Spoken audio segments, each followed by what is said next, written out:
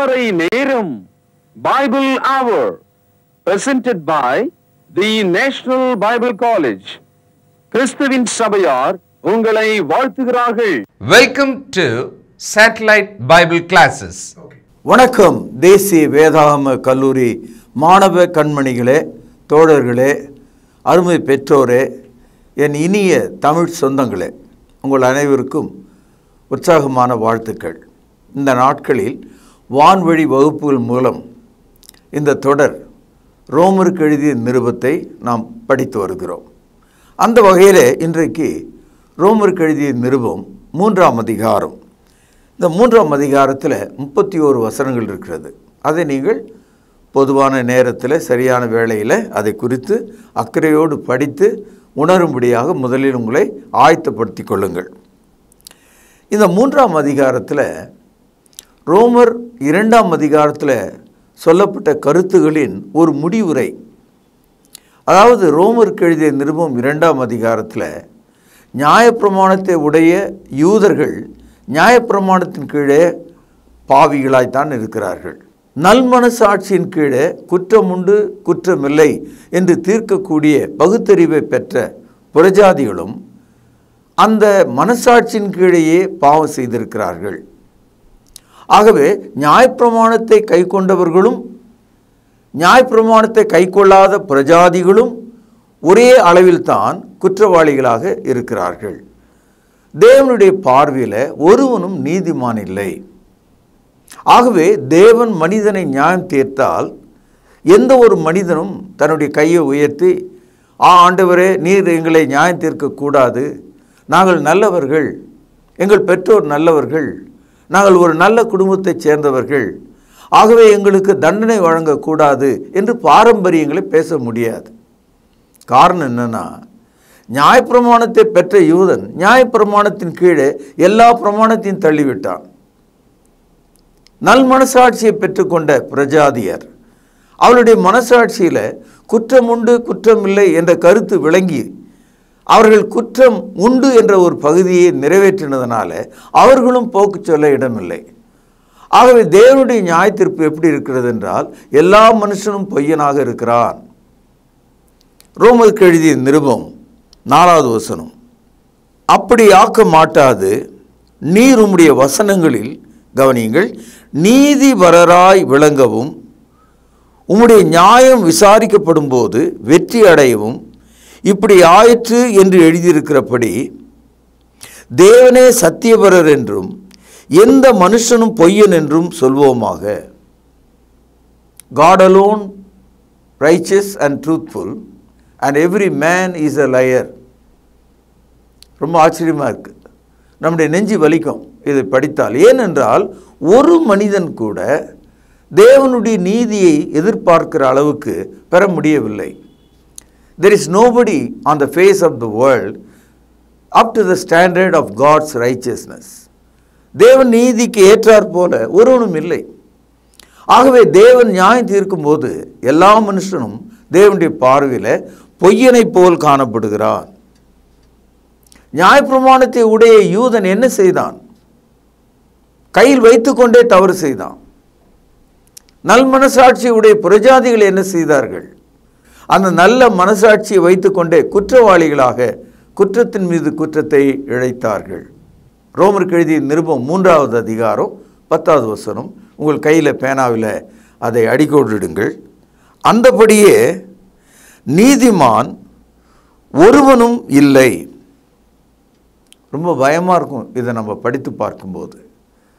There is none righteous. ஒருவனும் நீதிமான் இல்லை. பிரசங்கி 7வது அதிகாரம் 20வது வசனத்தில் படிக்கிறோம், பாவம் செய்யாத மனிதன் ஒருவனும் இல்லை. ஆகவே எல்லா மனுஷரும் பாவம் செய்திருக்கிறார்கள்.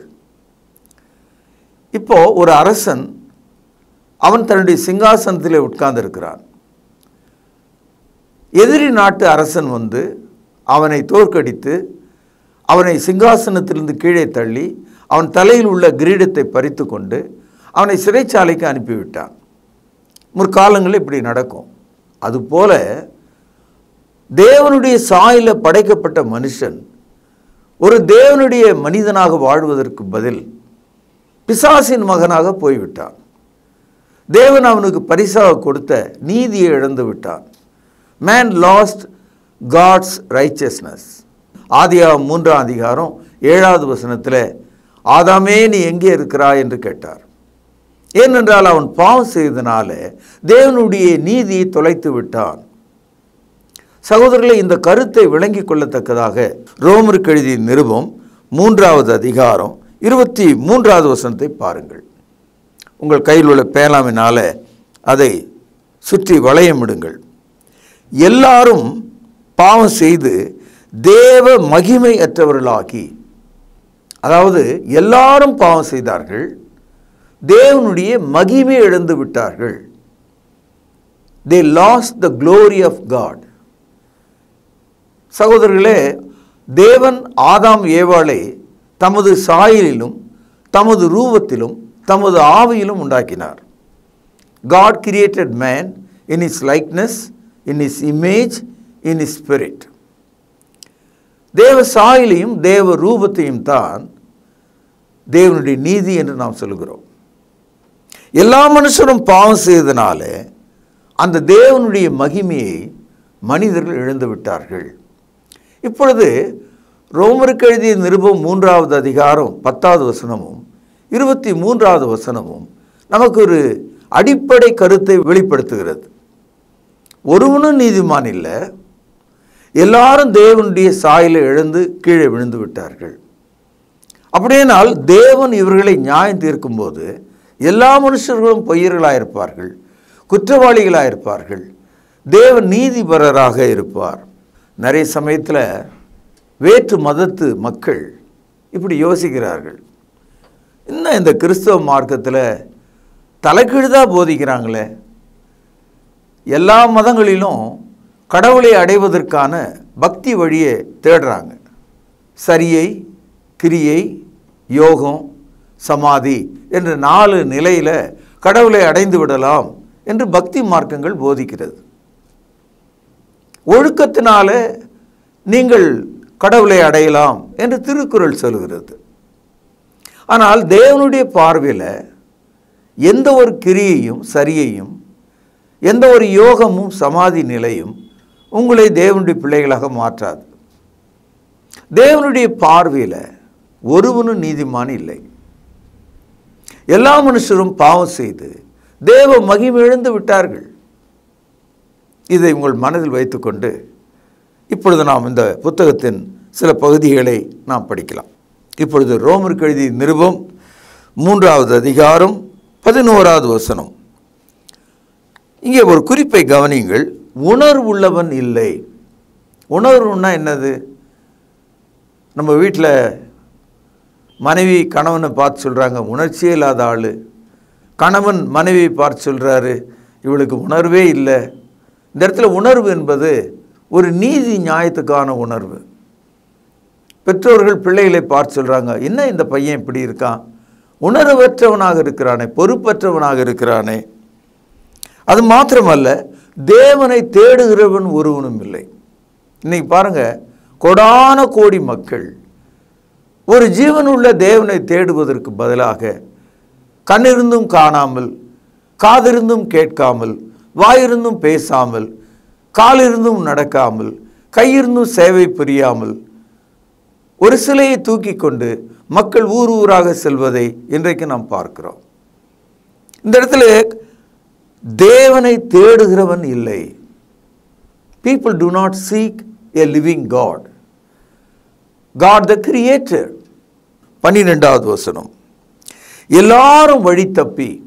அப்படின்னா என்ன அர்த்தம்னா, ஒரு வழியில் போக வேண்டியவங்க அந்த வழியை தவற விட்டாங்க. எல்லாரும் வழி தப்பி ஏகமாய் கெட்டு போனார்கள். சில சமயங்களில் இந்த முட்டாள் ஆடுகள், இந்த செம்மறி ஆடுகள், ஒரு ஆடு குழியில் விழுந்தால் மேலே நின்றுட்டு இருக்க மீதி ஆடுகள் திரும்பி போகிறதுக்கு பதிலாக எல்லா ஆடும் ஒன்று பின்னால் அது உள்ளே விழுந்துடும். இந்த ஆடுகளுக்கு இந்த மாதிரி ஒரு குணம். அது மாதிரி ஏகமாய் கெட்டு போனார்கள். அடுத்தது கவனிங்க, நன்மை செய்கிறவன் இல்லை, ஒருவனாகிலும் இல்லை. மனிதனுடைய வாழ்க்கையில் தேவன் எதிர்பார்க்கிற ஒரு நன்மையை செய்யக்கூடிய ஒரு ஆள் கூட இல்லைன்னு சொல்கிறார். நான் இதை அப்படியே நம்புகிறேன். ஏன்னா இது கடவுளுடைய வார்த்தை. 13வது வசனம் பாருங்கள். அவர்கள் தொண்டை திறக்கப்பட்ட பிரேத குழி. நம்ம கல்லறையில் போய் பார்த்தோமானால் அடக்கம் பண்ணப்பட்ட ஒரு மனிதனை ஒரு 10 நாளைக்கு பிறகு அந்த குழியை நம்ம திறந்து அந்த பெட்டியை திறந்தா எப்படி இருக்கும்? உள்ளே இருந்து சகல பூச்சிகளும் பறக்கும், நாற்றம் அடிக்கும். கடவுளுடைய பார்வையில் மனிதனுடைய வாயும் அவனுடைய தொண்டையும் என்ன மாதிரியான ஒரு உதாரணம் பாருங்கள். திறக்கப்பட்ட பிரேத குழி. நாம் ஒருத்தர் பார்த்து அப்படி தான் சொல்கிறோம், பா இவன் வாயை திறந்தா குடும்பமே அழிஞ்சிடும், இவன் வாயை திறந்தா அக்கிரமம் கொட்டும். திறக்கப்பட்ட பிரேத குழி. தங்கள் நாவுகளாலே வஞ்சனை செய்கிறார்கள். தத்துவம் பேசுகிறான், அன்பை குறித்து பேசுகிறான், ஆனால் அதுக்கு பின்னால் நேர் ஆப்போசிட்டான காரியங்களை அவன் செய்கிறான். அவளுடைய உதடுகள் கீழே பாம்பின் விஷம் இருக்கிறது. நாம் பாம்பு பார்த்துருக்கோம், அதனுடைய விஷப்பை நிறைந்த பற்களை பார்த்துருக்கிறோம். அதுபோல மனிதனுடைய உதட்டின் கீழே விஷம்தான் இருக்கான். இந்த வர்ணனையை கடவுள் சொல்லுகிறார். 14ஆம் வசனம். அவர்கள் வாய் சபிப்பினாலும் கசப்பினாலும் நிறைந்திருக்கிறது. வாய் கசப்பு, சபிப்பு. 15ஆம் வசனம். அவர்கள் கால்கள் இரத்தம் சிந்த தீவிரிக்கிறது. தொலைக்காட்சி பெட்டியை திறந்தால், பத்திரிகையை திறந்தால், கணவன் மனைவியை கொல்வதும் மனைவி கணவனை கொல்வதும் ஒருவரை ஒருவர் வெட்டி மாய்த்து கொள்வதும், மனிதர்கள் அதற்காக தங்கள் காலை பயன்படுத்துகிறார்கள். இரத்தம் சிந்த தீவிரிக்கும் கால்கள். 16ஆம் வசனம். நாசமும் நிர்பந்தமும் அவர்கள் வழியில் இருக்கிறது. மனிதனுடைய வழி நாசம், நிர்பந்தமாக இருக்கான். வெளியே பார்த்தா தான் மனுஷன் உடை அணிந்து வீட்டுக்குள்ளே இருக்கிற மாதிரி தெரிகிறோம். ஆனால் ஒவ்வொரு மனிதனும் இப்படி தான் இருக்கிறான். எப்படி இருக்கிறான்? உணர்வில்லை, தேவனை தேடுகிறவன் இல்லை, வழி தப்பி போனான், ஏகமாய் கெட்டு போனான், நன்மை செய்கிறவன் இல்லை, தொண்டை திறக்கப்பட்ட பிரேத குழி, நாவுகள் வஞ்சனை, உதட்டின் கீழ் பாம்பின் விஷம், வாய் சவிப்பு, கால்கள் இரத்த சிந்த ஓடுகிறது. நம்முடைய வழிகள் எல்லாம் நாசமும் நிர்பந்தமும் உள்ளதாக இருக்கிறது. அது மாத்திரம் இல்லை, மனிதனுக்கு சமாதானம் வேணும்னு தான் தெரியுமே தவிர அதற்கான வழி தெரியாது. சமாதானத்தை எங்கே விற்கிறாங்க? தங்கம் வாங்கலாம், வெள்ளி வாங்கலாம், வைரம் வாங்கலாம், முத்து வாங்கலாம், இந்த உலகத்தில் பொருளெல்லாம் கூட வாங்கலாம். ஆனால் சமாதானத்தை வாங்க முடியாது. இந்த உலகத்தில் எல்லா படிப்பும் படிக்கலாம், ஆனால் சமாதானத்தை படிக்க முடியாது. சமாதானம் தேவன் கொடுக்கிற ஒரு ஈவு. Peace is a gift of God. You cannot generate, you cannot earn, you cannot buy it. சமாதான வழி அவர்கள் அறியார்கள். 18வது வசனம். அவர்கள் கண்களுக்கு முன்பாக தெய்வ பயமில்லை என்று எழுதியிருக்கிறது. இன்னைக்கு 2 கையை மேலே தூக்கி கடவுளை துதிப்பாடுவது போல நெருப்பிலே கூட மனிதர்கள் ஓடுகிறார்கள். என்ன வேணாலும் செய்யறதுக்கு மனிதன் தயாராக இருக்கிறான். ஆனால் கடவுள் அவனுடைய கண்ணை பார்க்கிறார், அதற்குள்ளே தேவ பயம் இருக்கிறதா என்று பார்க்கிறார். There is no fear of God in their eyes. சகோதரி, இப்படிப்பட்ட இந்த மனிதன் தான் தொலைந்து போன ஒரு மனிதன். இந்த மனித கூட்டத்தை தான் ஒருவனும் நீதிமான் இல்லை, எல்லாரும் பாவம் செய்து தேவ மகிமையை இழந்து விட்டார்கள் என்று வேதவசனம் கூறுகிறது. இப்பொழுது இந்த யூதர்களும் பிரஜாதிகளாகி நீங்களும் நானும் நம்முடைய வழிகளில் வெற்றி பெறவில்லை. என்ன செய்வது? இந்த மனிதனை எப்படி காப்பாற்றுவது? சில சமயங்களில் கணத்தில் விழுந்துட்ட ஒரு யானையை எப்படி தூக்கி எடுத்தாங்கன்றதை பத்திரிகையில் நாம் பார்த்தோம். தூக்க முடிஞ்சால் தூக்கலாம். சகோதரர்களே, இந்த உலகத்தின் முடிவில் இருக்கிற நாம் யாரால் தூக்கி விடப்பட முடியும்? மரணத்துக்கு நியமிக்கப்பட்டிருக்கிற நாம் யாரால் காப்பாற்றப்பட முடியும்? ஆதாம் முதற்கொண்டு எல்லா மனிதர்களும் நாம் மரித்து கொண்டே இருக்கிறோம். மரணத்திலிருந்து நம்மை தூக்கிவிட காப்பாற்றிவிட யாருமே இல்லை. ஆகவே தேவன் நியாயப்பிரமாணத்தை பெற்ற யூதர்களையும் நியாயப்பிரமாணத்தை பெறாத பிரஜாதிகளையும் வேறு வழியிலே குணமாக்க விரும்புகிறார். அதுதான் ரோமருக்கு எழுதிய 3வது நிருபத்தில் நாம் படிக்கிறோம். That God wanted to save men, the Jews under the law, the Gentiles under the consciousness. God wanted to save both of them. Both of them, they are guilty in the sight of God. They are under the death penalty. There is none righteous, and all fell from the glory of God. ஆகவே தேவன் அவர்களை காப்பாற்றுவதற்கு ஒரு வழியை இப்பொழுது வைத்திருக்கிறார். அதை தான் சுவிசேஷத்தினால் வெளிப்படும் நீதி என்று ரோமருக்கு எழுதிய நிருபம் 1வது அதிகாரம் 16-17 வசனத்தில் நாம் படித்தோம். தேவ நீதி சுவிசேஷத்தின் மூலமாக வெளிப்படுத்தப்படுகிறது. ஆனால் இந்த தேவ நீதியை நியாயப்பிரமாணத்தை கொண்டு யூதர்கள் கைக்கொள்ள முடியாது. இந்த தேவ நீதியை மனசாட்சி பிரமாணத்தை கொண்டு பிரஜாதிகள் கைக்கொள்ள முடியாது. ஆகவே the law failed, your conscience failed. Now God wanted to attack you by faith. விசுவாசத்தினாலே உன்னை காப்பாற்ற விரும்புகிறார். ரோமருக்கு எழுதிய நிருபம் 3வது அதிகாரம் 30வது வசனம். இந்த வசனம் கொஞ்சம் கவனமாக நீங்கள் படிக்கணும். விருத்த சேதனம் உள்ளவர்களை விசுவாசத்தினாலும் விருத்த சேதனம் இல்லாதவர்களை விசுவாசத்தின் மூலமாயும் நீதிமான்களாக்கிற தேவன் ஒருவரே. இது ஒரு முக்கியமான ஒரு வசனம். தேவன் என்பவர் 3 பேர் அல்ல, ஒருவர் தான். அவர் பிதா என்றும் குமாரன் என்றும் ஆவி என்றும் அழைக்கப்படுகிறார். ஆனால் தேவன் பழைய ஏற்பாட்டை கைக்கொள்கிற விருத்த சேதனத்தை உடைய யூதர்களையும் புறஜாதிகளாக விருத்த சேதனம் இல்லாதவர்களையும் விசுவாசத்தின் மூலமாக குணப்படுத்த விரும்புகிறார். அதை தான் இந்த வசனத்தில் நாம் பார்க்கிறோம். பாருங்கள், நான் சொல்கிற இடத்த அடிக்கோடு இடுங்கள். 30வது வசனம், விருத்த சேதனம் உள்ளவர்களை அடிக்கோடு இடுங்கள் விசுவாசத்தினாலும். கவனிச்சிங்களா? விருத்த சேதனம் இல்லாதவர்களை தன்னால் அடிக்கோடு இடுங்கள் விசுவாசத்தின் மூலமாயும் நீதிமான்களாக்கிற தேவன் ஒருவரே. By faith, through faith.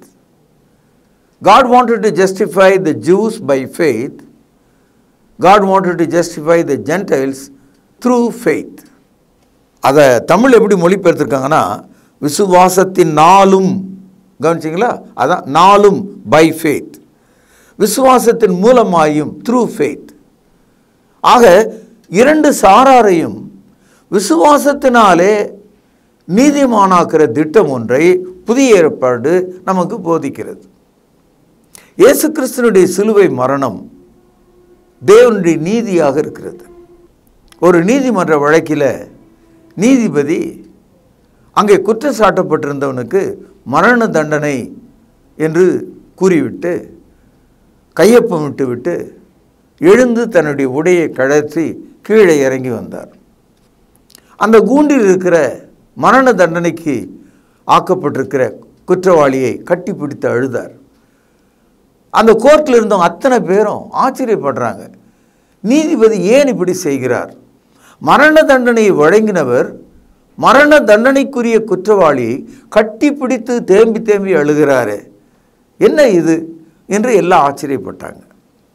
அப்பொழுது அந்த நீதிபதி கூண்டிலே அவர் போய் நின்று கொண்டு தன் சகோதரனை விடுதலை செய்தார். காரணம், கூண்டில் இருந்தவர் ஒரு தாய் வயிற்று சகோதரன்.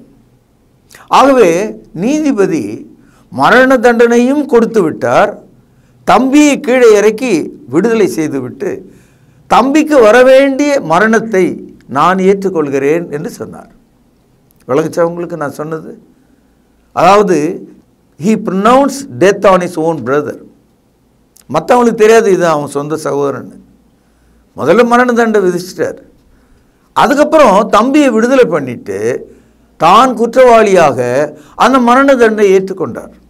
இந்த லாஜிக் உங்களுக்கு புரியலனா, சாவுக்கு ஏதுவாக இருக்கிற ஒரு குழந்தையை வைத்திருக்கிற தாய் எப்படி பிரார்த்தனை பண்ணுவாங்கன்னா, என் உயிரை எடுத்துக்கொள்ளுங்கள், இந்த குழந்தையை காப்பாற்றுங்கள். இந்த மாதிரியான பேச்சு நம்ம குடும்பத்தில் நம்முடைய அம்மா நாம் வியாதிப்பட்டிருக்கும் போது சொல்கிறாங்க. அல்லது கணவர் விபத்தில் சிக்கி மிக ஆபத்தான கட்டத்தில் இருக்கும்போது நல்ல மனைவி சொல்லுவாங்க, என் உயிரை எடுத்துக்குங்க, என் புருஷன் உயிரை காப்பாற்றுங்க, அப்படி தானே சொல்கிறாங்க. அப்போது இந்த லாஜிக் உங்களுக்கு புரியுது.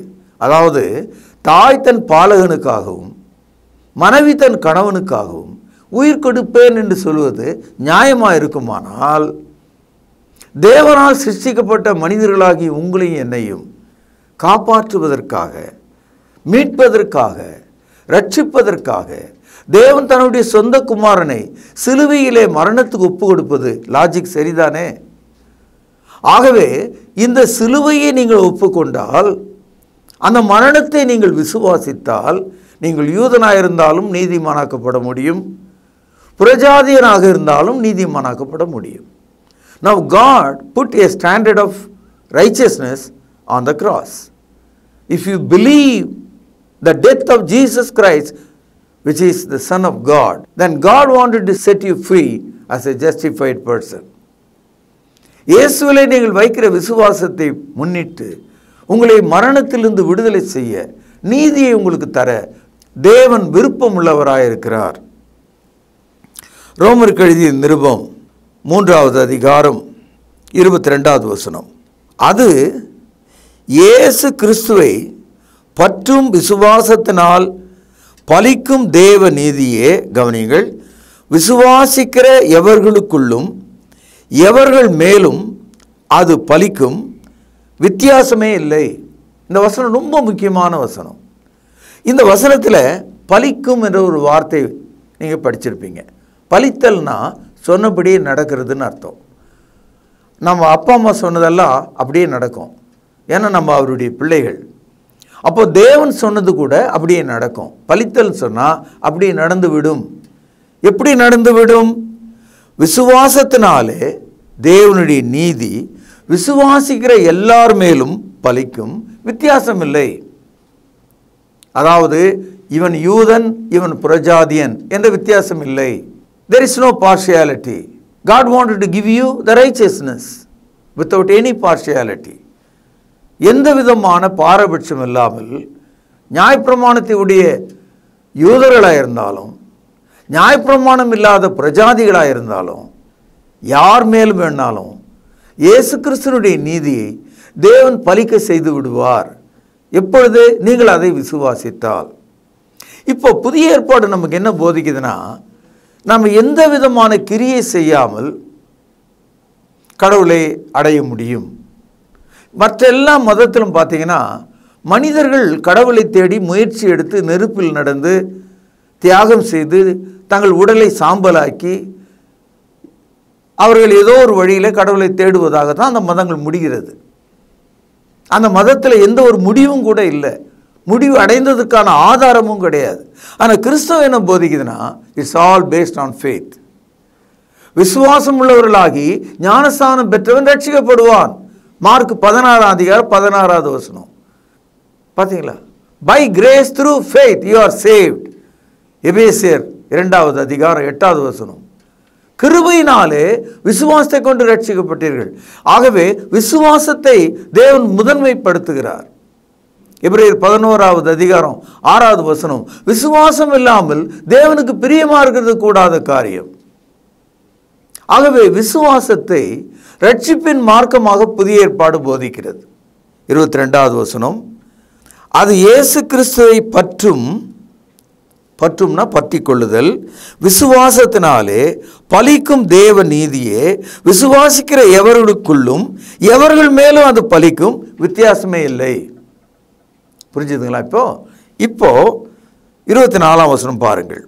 இது எப்படி தொடங்குதுன்னா, இலவசமாய் அவருடைய கிருபையினாலே கிறிஸ்து இயேசுவில் உள்ள மீட்பை கொண்டு நீதிமான்களாக்கப்படுகிறார்கள்.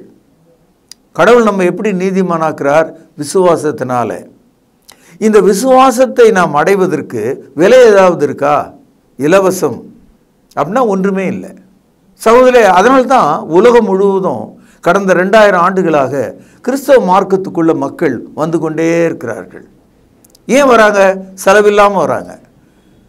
தலையை மொட்டை அடிக்க வேண்டியதில்லை, நெருப்பில் நடக்க வேண்டியதில்லை, சூத்திரம் கற்றுக்கொள்ள வேண்டியதில்லை, கையை மேலே தூக்க வேண்டியதில்லை, ஒத்த காலில் நிற்க வேண்டிய அவசியம் இல்லை, மனப்பாடம் பண்ண வேண்டிய அவசியம் இல்லை.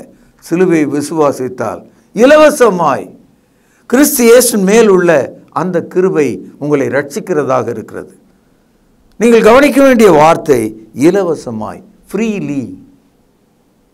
God offers this righteousness freely. இலவசமாக தேவன் இதை தருகிறார். எப்பேற்பட்ட போதனை பார்த்தீங்களா? நம்ம எவ்வளோ புத்தகங்களை படிக்கிறோம், எவ்வளோ குருமார்களை சந்திக்கிறோம், எவ்வளோ போதிக்கிறவர்களை சந்திக்கிறோம், ஞானிகளை சந்திக்கிறோம், சித்தர்களை சந்திக்கிறோம், சாமியார்களை சந்திக்கிறோம். இலவசமாய் விசுவாசத்தின் மூலம் தேவன் உங்களுக்கு இந்த நீதியை வழங்குகிறார். இதை தான் 3ஆம் அதிகாரத்தில் ஆவியானவர் நமக்கு போதிக்கிறார். 25வது வசனம் பாருங்கள். தேவன் பொறுமையாயிருந்த முற்காலத்தில் நடந்த பாவங்களை தாம் பொறுத்து கொண்டதை குறித்து தம்முடைய நீதியை காண்பிக்கும் பொருட்டாகவும் கவனிங்கள். தாம் நீதி உள்ளவரும், அண்டர்லைன் பண்ணுங்க, இயேசுவினிடத்தில் விசுவாசமாய் இருக்கிறவனை நீதி மானாக்கிறவனுமாய் அடிகோடு இடுங்கள், விளங்கும்படி இக்காலத்திலே தமது நீதியை காண்பிக்கும் பொருட்டாகவும் இயேசு கிறிஸ்துனுடைய இரத்தத்தை பற்றும் விசுவாசத்தினாலே பலிக்கும் கிருபாதார பலியாக அவரை ஏற்படுத்தினார். அதாவது 25, 26 வசனங்களை நீங்கள் மிக நுண்ணியமாக கருத்தாக படிக்க வேண்டும். தேவன் எப்படிப்பட்டவராம்? 1, நீதி உள்ளவர். 2, நீதிமானாக்கிறவர். தேவன் நீதி உள்ளவர், உங்களை நீதிமானாக மாற்றுகிறாராம். ஆங்கிலத்தில் எப்படி இருக்குதுன்னா, God is just, also he is a justifier. நான் உங்களுக்கு ஒரு உதாரணம் சொன்னேன் இல்லையா? அந்த நீதிபதி அந்த மரண தண்டனையை வழங்கிட்டு அவர் ஒரு நீதி உள்ளவர். இப்போ அந்த நீதி உள்ளவர் அந்த மரண தண்டனை விதிக்கப்பட்ட அந்த மனிதனை வெளியே எடுத்து விட்டுட்டு அவனை நீதிமானாக்கிட்டு தான் போய் அநீதி உள்ளவரை போல அந்த கூண்டிலே நின்று அந்த மரண தண்டனை அவர் ஏற்றுக்கொள்கிறார். இந்த பணியை மனிதன் செய்ததாக சொல்லும் போது உங்களுக்கு விளங்குகிறது. அதை தான் தேவனும் செய்கிறாராம். என்ன செய்கிறார்? தேவன் நீதி உள்ளவர், God is just. Our நீதிமானாக்கிறவர், God is a justifier. எப்பொழுது? கிறிஸ்து இயேசுனுடைய இரத்தத்தை பற்றும் விசுவாசத்தை உடைய மக்கள் மீது பலிக்கும் கிருபாதார பலியாகிய அந்த நீதியை நீங்கள் பெற்றுக்கொள்ளும் போது, கிறிஸ்து இயேசுனுடைய இரத்தத்தை பற்றும் விசுவாசத்தினாலே பலிக்கும் கிருபாதார பலியாக அவரையே ஏற்படுத்தினார். இப்போ தேவன் தன்னுடைய குமாரனை கிருபாதார பலியாக உங்களுக்கு நியமித்திருக்கிறார். இந்த பலியின் வழியாக தேவன் தம்மை நீதி உள்ளவராகவும் உங்களை நீதிமானாக்கிறவருமாக செயல்பட்டு உங்களை ரட்சித்து உங்களுக்கு நீதியை வழங்குகிறார். என் அன்பு சகோதரர்களே, இதெல்லாம் கேட்பதற்கு நீங்கள் கொடுத்து வச்சிருக்கணும். இது உங்களுக்கு புரியலனா கூட பரவாயில்ல, கேட்டதே ஒரு பாக்கியம்தான். உங்கள் கையில் ஒரு பைபிள் இருக்குமானால் நீங்கள் அதை படித்து பாருங்கள், உங்கள் சொந்த மொழியிலே படித்து பாருங்கள். இதில் நாம் படிக்கிற தேவன் எப்படிப்பட்டவர் என்பதை நாம் புரிந்து கொள்ளலாம். God of the Bible, what kind of God he is? He is a just God and he want to justify you by the very obedience death of his son on the cross. சிலுவையிலே தம்முடைய ஒரே பேரான குமாரனுடைய கீழ்ப்படிதல் நிறைந்த அந்த மரணம் கிருபாதார பலி என்று சொல்லப்படுகிறது. இந்த கிருபாதார பலியின் வழியாக நம்மை நீதிமானாக்குகிறார். ஆகவே யூதன் நியாயப்பிரமாணத்தை வைத்துக்கொண்டு பாவம் செய்கிறான், புறஜாதியான் மனதின் பிரமாணத்தை வைத்து மனசாட்சியை வைத்துக்கொண்டு பாவம் செய்கிறான். 2 பேரும் தேவனுடைய பார்வையில் நீதிமான்களாக இல்லை. இந்த 2 பேரும் தேவனுடைய சமூகத்தில் தேவ மகிமை எழுந்து கீழே விழுந்த மனிதர்களாக இருக்கிறாங்க. அவருடைய வாழ்க்கையில் ஒரு நன்மையும் இல்லை. எல்லாம் பாவம் நிறைந்ததாக இருக்கிறது. இப்படிப்பட்ட மனிதனை விசுவாசத்தினாலே தேவன் நீதிமானாக்கிறார் என்ற இந்த நற்செய்தி தான் ரோமருக்கு எழுதிய நிருபம் 3ஆம் அதிகாரத்தில் நாம் படிக்கிறோம். நாளை இதனுடைய தொடர்ச்சியை நாம் கவனிக்கலாம். பிரார்த்தனை செய்வோம். மகா பரிசுத்த நிறைந்த போற்றுதலுக்குரிய எங்கள் பரம பிதாவே, உமது அன்பின் அடையாளமாக கிருபாதார பலியாகிய இயேசு கிறிஸ்துவுக்காக நன்றி செலுத்துகிறோம். ஆண்டவரே, நீர் நீதி உள்ளவர், விசுவாசிக்கிறவர்களை நீதிமானாக்குகிறவர், யூதனுக்கும் பிரஜாதியனுக்கும் எந்த வித்தியாசமும் இல்லாமல் ரட்சிப்பை தருகிறவர். அதற்காக உம்மை துதித்து தோத்தரிக்கிறேன். கேட்ட மக்கள் இந்த வார்த்தைகளை, வசனங்களை நன்றாக புரிந்து கொள்ள பரிசுத்த ஆவியின் ஒத்தாசை அவர்களுக்கு தாரும். கர்த்தராகிய இயேசுவின் நாமத்திலே ஜெபத்தை கேட்டருளும் ஜீவனுள்ள எங்கள் நல்ல பிதாவே, ஆமென். தொடர்பு கொள்ள வேண்டிய முகவரி: திருமறை நேரம், 58 சர்ச் தெரு, குமரன் நகர், சென்னை 6,82,000. செல்போன் 9385500882. கர்த்தாவே, தேவர்களில் உமக்குப்பானவர் யார்? வானத்திலும் பூமியிலும் உமக்குப்பானவர் யார்?